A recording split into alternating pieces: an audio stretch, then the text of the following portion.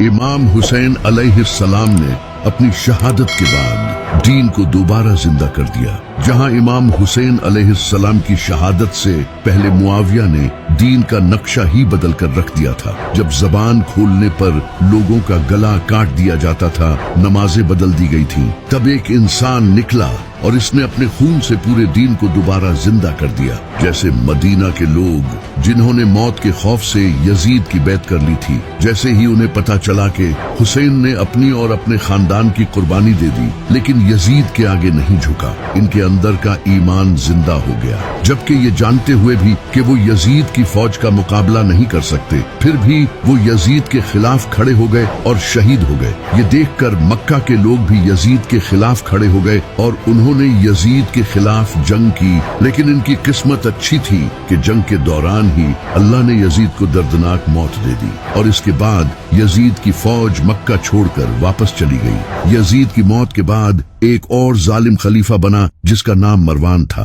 जब इमाम हुसैन अलैहिस्सलाम की शहादत की खबर मुसलमानों में फैली तो काफी मुसलमानों ने यजीद की बैत तोड़ दी और मुसलमान यजीद के इमाम हुसैन पर किए गए जुल्म का बदला लेना चाहते थे। जैसा कि इमाम हुसैन अलैहिस्सलाम की शहादत से पहले जब कूफा के लोगों ने इमाम हुसैन अलैहिस्सलाम को खत भेजे और उन्हें कहा कि वो कूफा आए ताकि वो मिलकर यजीद के खिलाफ खड़े हो सके। जब यजीद को पता चला कि कूफा के लोगों ने इमाम हुसैन अलैहिस्सलाम को खत भेजकर कूफा बुलाया है तो यजीद ने उबैदुल्लाह बिन जियाद को कूफा भेज दिया। उबैदुल्लाह बिन जियाद इमाम हुसैन की तरह कपड़े पहनकर और अपने मुंह पर कपड़ा लिपेटकर कूफा में एंटर हुआ। जब कूफा के लोगों ने इसे देखा तो उन्हें लगा कि इमाम हुसैन अलैहिस्सलाम आए हैं और इस तरह उबैदुल्लाह बिन जियाद गवर्नर हाउस में एंटर हो गया और गद्दी पर बैठ गया और फिर इसने अपनी असलियत जाहिर कर दी।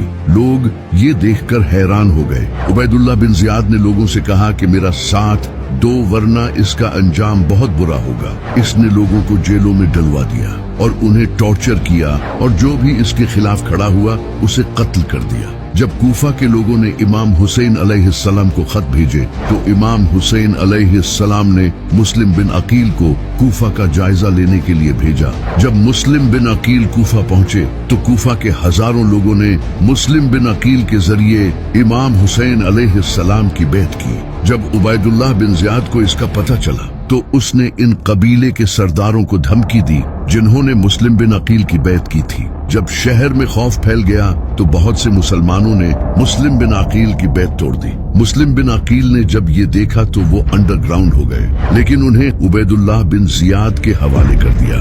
उबैदुल्लाह बिन जियाद ने इन्हें बुरी तरह शहीद किया, लेकिन मुस्लिम बिन अकील ने अपनी शहादत से पहले ये सब बताने के लिए एक खत इमाम हुसैन अलैहिस्सलाम को भेज दिया था। लेकिन जब तक ये खत पहुंचा तब तक इमाम हुसैन अलैहिस्सलाम को यजीदी लश्कर ने करबला में घेर लिया था। कूफा के लोग खौफ का शिकार हो चुके थे, इसलिए उन्होंने इमाम हुसैन अलैहिस्सलाम पहुंचा। तब तक इमाम हुसैन अलैहिस्सलाम को यजीदी लश्कर ने करबला में घेर लिया था। कूफा के लोग खौफ का शिकार हो चुके थे, इसलिए उन्होंने इमाम हुसैन अलैहिस्सलाम को अकेला छोड़ दिया। लेकिन इमाम हुसैन अलैहिस्सलाम की शहादत के बाद कूफा के लोगों को इसका बहुत बड़ा सदमा लगा। वो खुद को इमाम हुसैन अलैहिस्सलाम की शहादत का कसूरवार ठहराने लगे। कूफा से हजरत सुलेमान बिन सुर्द जो कि नबी सल्लल्लाहु अलैहि वसल्लम के सहाबी थे और उन्होंने इमाम अली अलैहिस्सलाम का भी साथ दिया था,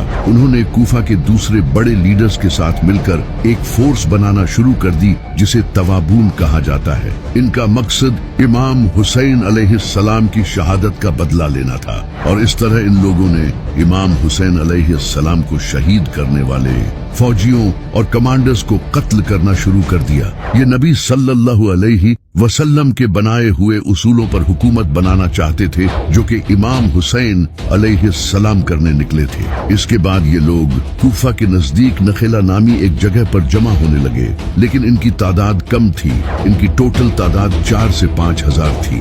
इन लोगों ने करबला में इमाम हुसैन अलैहिस्सलाम की कब्र पर कसम खाई कि वो इमाम हुसैन अलैहिस्सलाम की शहादत शहादत का बदला लेकर रहेंगे। और इसके बाद वो सीरिया की तरफ रवाना हो गए यजीद की फौज से लड़ने के लिए। इनका यजीद की फौज के साथ ऐन अल वर्दा नामी जगह पर सामना हुआ, लेकिन क्योंकि ये तादाद में बहुत कम थे, इस वजह से यजीद की फौज ने इन्हें हरा दिया और इनके लीडर सुलेमान बिन सुर्द को भी शहीद कर दिया। तवाबून की इस हार से दूसरे मुसलमानों का जज्बा और ज्यादा बढ़ गया और लोग और ज्यादा यजीद के खिलाफ खड़े होने लगे। इनमें से एक इंसान था जिसका नाम मुख्तार सक़फ़ी था।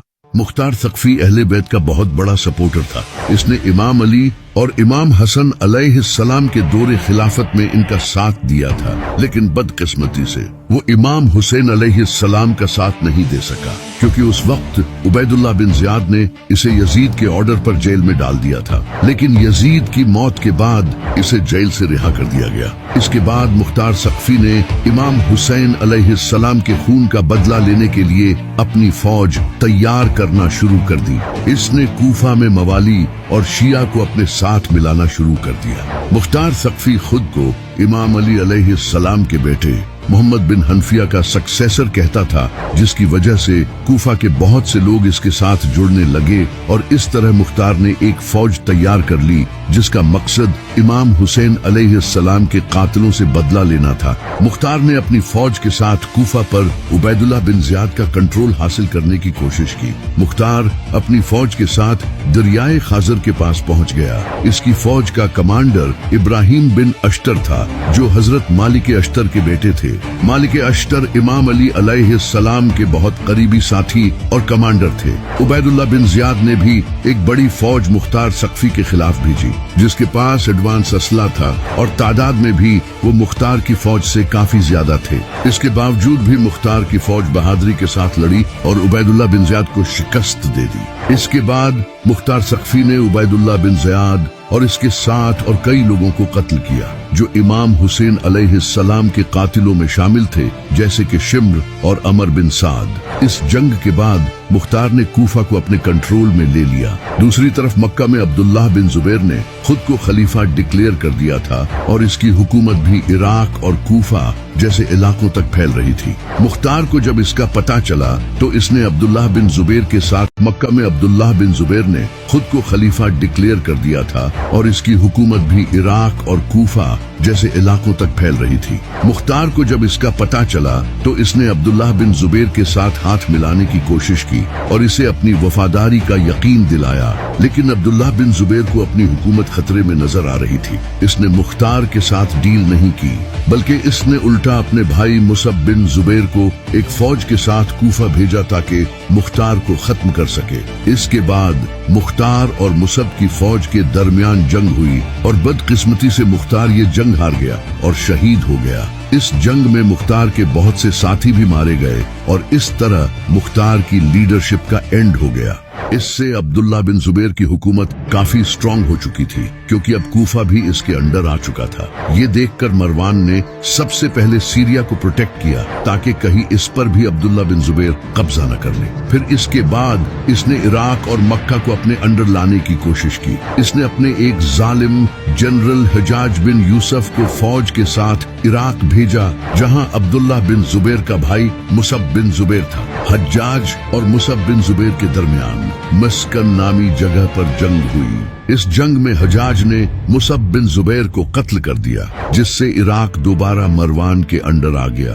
इराक का कंट्रोल खोने के बाद अब्दुल्लाह बिन ज़ुबैर की पोजीशन काफी कमजोर हो गई, जिसके बाद इसका कंट्रोल सिर्फ हिजाज तक रह गया। अब मरवान ने दोबारा हज्जाज बिन यूसुफ को फौज के साथ मक्का की तरफ भेजा, जहां अब्दुल्लाह बिन ज़ुबैर मौजूद था। हज्जाज बिन यूसुफ ने मक्का को सीज कर लिया और पिछली बार की तरह फिर से कैटapults यूज करके पत्थर फेंके। इन पत्थरों में से एक पत्थर जाकर काबा को लगा, जिससे काबा को नुकसान पहुंचा। लेकिन अब्दुल्लाह बिन ज़ुबैर ने फिर भी हथियार नहीं डाले। कई महीनों तक मक्का को सीज करने के बाद अब्दुल्लाह बिन ज़ुबैर के साथ सिर्फ कुछ लोग ही रह गए। आखिरकार अब्दुल्लाह बिन ज़ुबैर काबा में छुप गया, जहां उसे कत्ल कर दिया गया। अब्दुल्लाह बिन ज़ुबैर की मौत के बाद मक्का फिर से इस जालिम मरवान के कंट्रोल में आ गया। इमाम हुसैन अलैहिस्सलाम शहीद न होते तो मुसलमान कभी भी यजीद के खिलाफ खड़े न होते।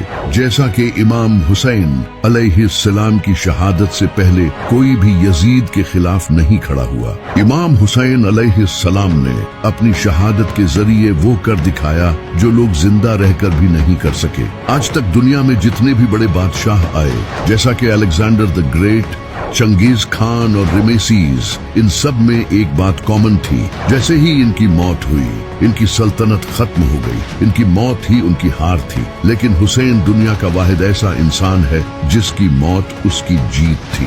दुनिया में कितने बादशाह आए और गए जिनके पास दौलत, शोहरत और ताकत थी, लेकिन आज उन्हें कोई याद नहीं करता। लेकिन वही एक ऐसा इंसान जो सादा कपड़े पहनता था, जिसके पास कोई दौलत नहीं थी, अकेला निकला और आज करोड़ों लोगों के दिलों में जिंदा हो गया। इसे कहते हैं शहादत। यही वजह है कि आज दुनिया के डिफरेंट रिलीजन्स के लोग भी इमाम हुसैन की तारीफ करते हैं। जैसा कि महात्मा गांधी, जिनका कहना था कि मेरा अकीदा है कि इस्लाम तलवार से नहीं बल्कि हुसैन की अजीम कुर्बानी से फैला है। मैंने हुसैन से सीखा कि मजलूम होकर जीत कैसे हासिल की जाती है। अगर हिंदुस्तान एक कामयाब मुल्क बनना चाहता है तो इसे इमाम हुसैन अलैहिस्सलाम के तरीकों पर चलना चाहिए। अगर मेरे पास हुसैन के 72 सिपाहियों जैसी फौज होती तो मैं 24 घंटों में हिंदुस्तान को आजाद करवा लेता। पंडित जवाहरलाल नेहरू, जो कि भारत के पहले प्राइम मिनिस्टर थे, इनका कहना था कि इमाम हुसैन की कुर्बानी